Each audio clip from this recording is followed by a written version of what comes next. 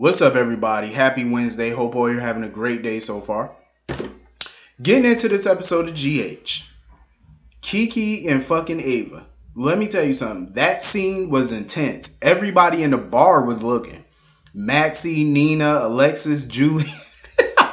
They was all looking like, all they was missing was the goddamn popcorn.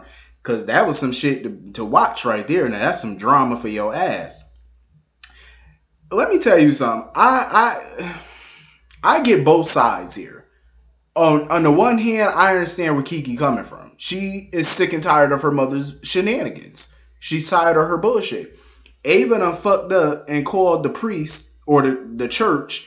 Basically, she got Griffin blackballed from the church. He can go for service, but he can't go for communion and nothing else. Um, so basically, she got him blackballed from the church by reporting on him, by snitching. Um, once Kiki heard that shit and she knew it came from Ava, Kiki said enough of this is a fucking enough. Kiki was like, I done had enough of your shit. She done went up in Julian pub and just let Ava fucking have it. Ava was sitting there cussing her out, talking about something, you got some damn nerve. She was like, you need to keep your goddamn legs closed. I said, yet again, you basically calling your daughter a whore for the second time. I don't think for many years to come, I would never get over Ava calling her daughter a whore. I will never get over it. I don't think I will, because it shocked me. Like, I said, what the hell? A whore? I was like, who talks to their child like that? I said, damn. Like, just no filter. She didn't give a fuck. Ain't no regrets about it, just no fucks given. I was like, well, damn, Ava, tell her how you really feel. I said, shit. And so Kiki slapped the dog shit out of Ava. I said, nope, nope, nope, nope, nope, nope, nope. Kiki, this is where I was on Ava's side on this one because she done slapped Ava. I said, nope, that's one thing you don't do. I don't give a flying fuck what your parent did, your mama, your dad. I don't care. You don't put your hand on them. You know what I'm saying? That's one thing you don't do. You don't put your hands on your parent. I'm just saying, because once you do that, it's a wrap. Y'all whole relationship is going to be officially changed forever once you put your hands on your parent. I'm telling you now. And when she slapped Ava, I said, yep, that relationship is done. Ava let her know real quick. She was like, bitch, I'm going to let you get away with that one time. She was like, that's your last motherfucking time you ever gonna that's your first and last time you ever gonna put your hands on me. She said, I'm gonna let that shit slide this time, but let that shit happen again. And that's your motherfucking ass. That's how I interpret it. Basically, Ava was letting her know, bitch, I done allegedly brought you into this world. I would take you out this motherfucker. You know what I'm saying? Like, that's how she was with Kiki. Like, she was just looking at her and talking to her like, I would take you out. And the reason I say she allegedly brought her into this world, because we all know that might not be true. She might not have actually, pushed her out, but she damn sure will take her out though. I'm just saying, like, you don't want to fuck with Ava. I'm just saying. I don't blame Kiki though, because Kiki had enough for her mother. But at the same time, I understand where Ava coming from because Kiki be talking to her with this superior attitude. You know what I'm saying? Like, oh, I'm better than you. Bitch, you got dirt by your name too. I'm just saying, Kiki, you got dirt by your name too. You're not as bad as Ava, nowhere near, but you're not squeaky clean your damn self. You know what I'm saying? Like, don't try to act a little holier than now. And Alexis was sitting there with that Kool-Aid looking smirk on her face, and Ava was like, bitch, don't say you need to knock that little smug look off your face. She was like, I'm not smug. Alexis know damn well she was laughing because I seen her face. She wanted to laugh even bigger than what she was doing because I looked at her face. I'm like, bitch, you was smugging. You was laughing. Stop that lying. You was laughing. And that's an issue with Alexis too. She has this holier than thou attitude. Alexis is the same way. For years, Alexis always thought she was better than Carly. She always thought she was a step above Carly. But Alexis, you got dirt by your name too. Hello, you done ran motherfuckers over. You done killed a motherfucker. Drunk, got disbarred got suspended from practicing law for a while.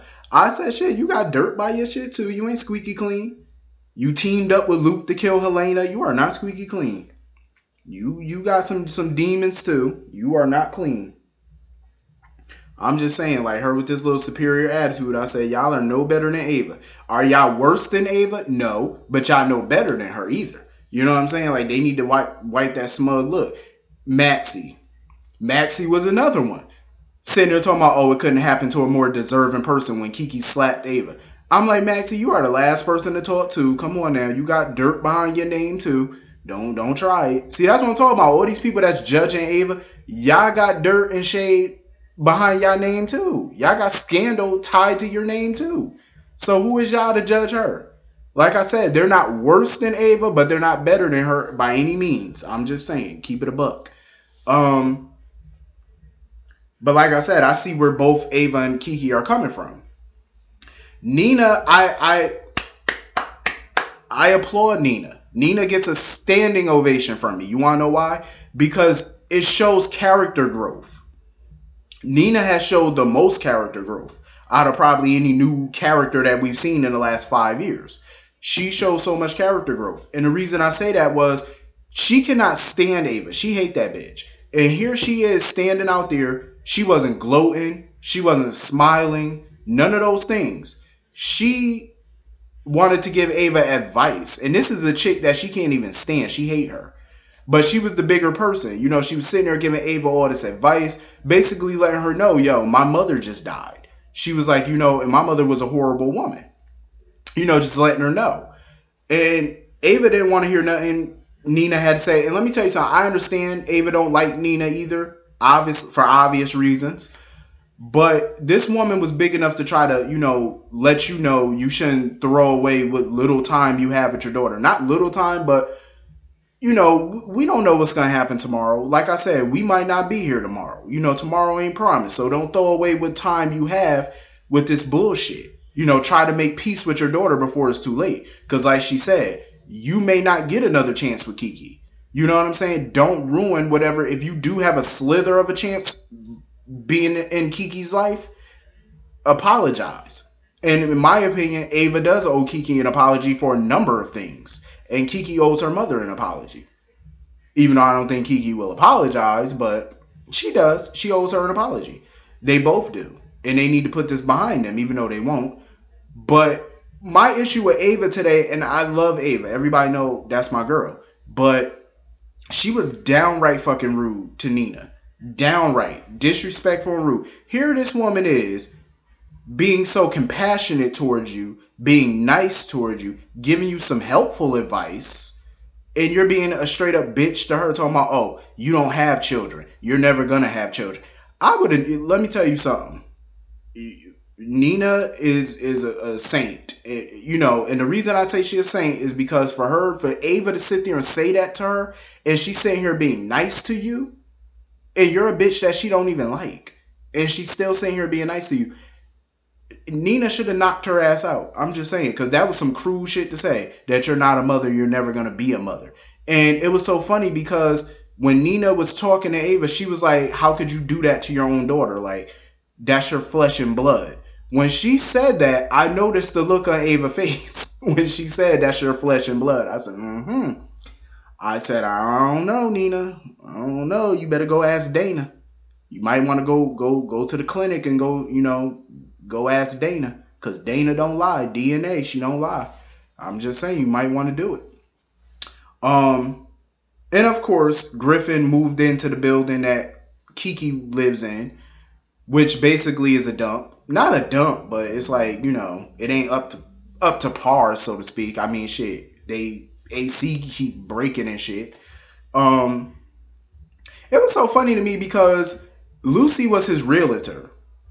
And she didn't know how much money he was spending on a place. I'm like, usually when you're looking for a house or a condo or whatever, and you have a realtor, usually before y'all go look at anything, you tell the realtor what the budget is. Lucy didn't even know what the budget was. I'm like, that should have been the first thing that y'all talked about, was price range. So that way, because if you don't tell your realtor what the price range is, they're going to think that there is no budget. And you don't want a realtor thinking that you don't have a budget. Because then they're going to be looking at 10-bedroom mansions and shit. You know what I'm saying? Trying to get that big commission. So I'm like, it was kind of odd that he wouldn't tell her what the budget was. I'm like, you are dealing with Lucy Coe. I think it would be in your best interest to tell this chick that you have a budget, because we all know how Lucy get down, especially for that commission. Like that commission shit, Lucy be wanting that big money. Shit, she'll have you looking at a 20-bedroom mansion that's worth about $100 million to get that commission. She don't give a fuck. I ain't mad at it though, cause that's that hustle in Lucy. I ain't mad at it. Get your money. But I would have definitely made sure I told her my budget. I'm just saying, like, you ain't about to have me all up in debt, buying some big ass mansion I can't afford. Have me all up in bankruptcy court. Nope, no thank you. I don't do those. We ain't fucking with my good credit. I'm just saying, like, I don't play with my credit. That's the worst debt to be in. One of the worst debts to be in is credit debt. I'm just saying, credit is the worst debt to be in. Hell no. It takes people a long time to get up out of that shit. No. You have to sell off all type of body parts to pay that off. Nope. No thank you. Credit, tax evasion. Nope. Pay your taxes. I see so many celebrities going through tax problems. I'm like, but you just bought a $2 million house and you owe $200,000 in taxes. Why would you buy a $2 million house and you only owe $200,000 in tax? Pay your goddamn taxes. Fuck that $2 million house. You know what I'm saying? Like, people just, their priorities. I'm just like, whatever.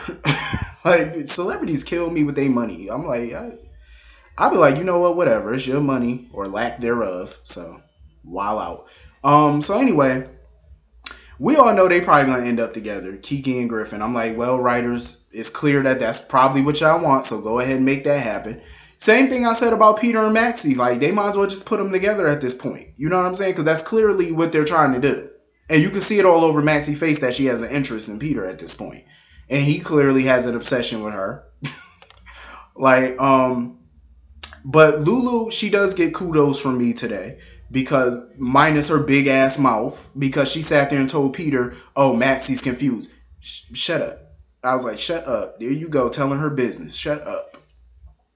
That's the problem with some of these characters. Franco, telling everybody business and shit. I'm like, y'all talk too much. Damn. Mouth of the South. Talk too damn much.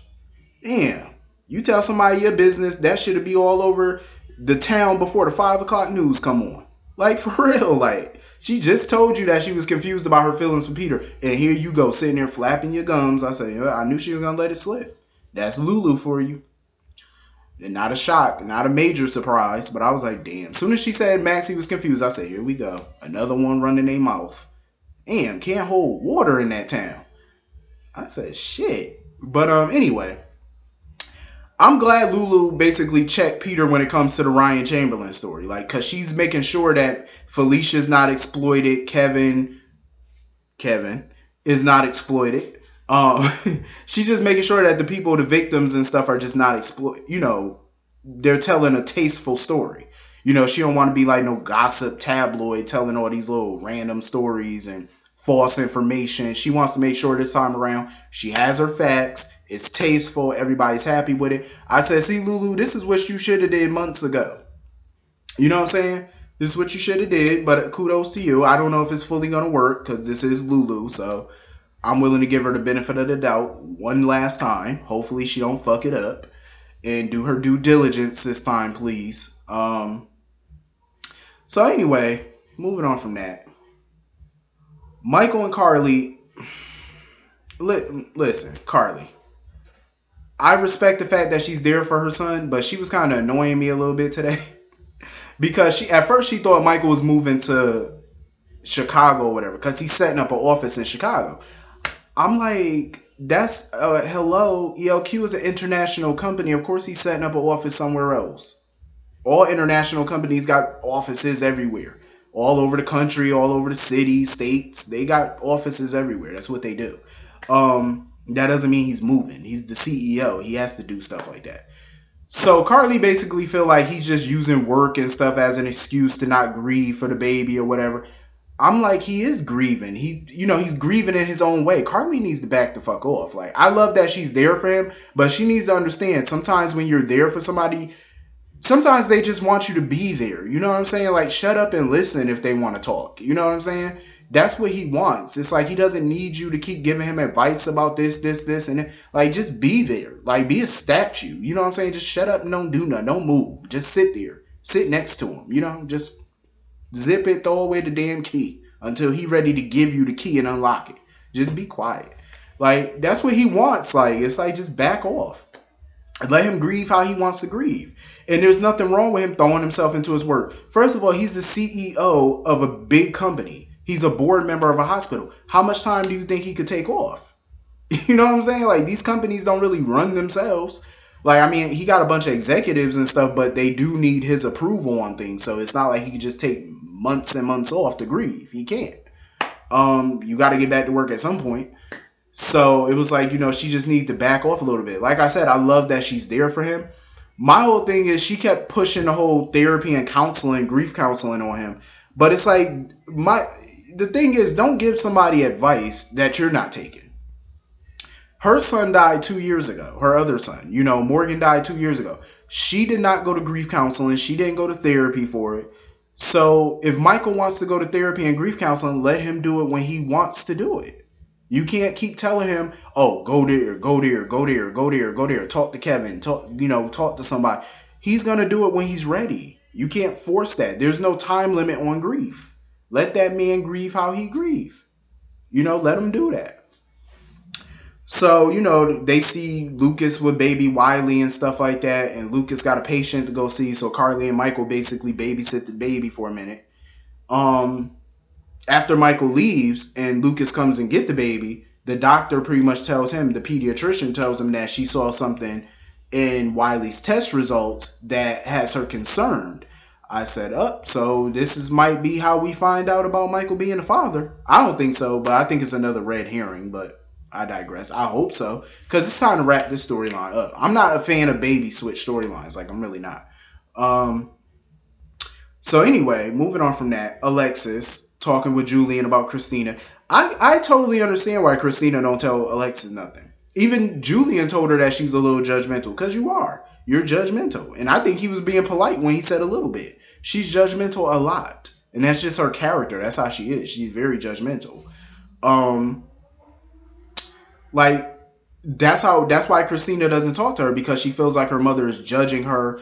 Every time she talks about Parker or what she wants to do with life, she feels like her mom is judging her. Then on top of that, she feels like Alexis is controlling, and I could see why she would jump to that conclusion.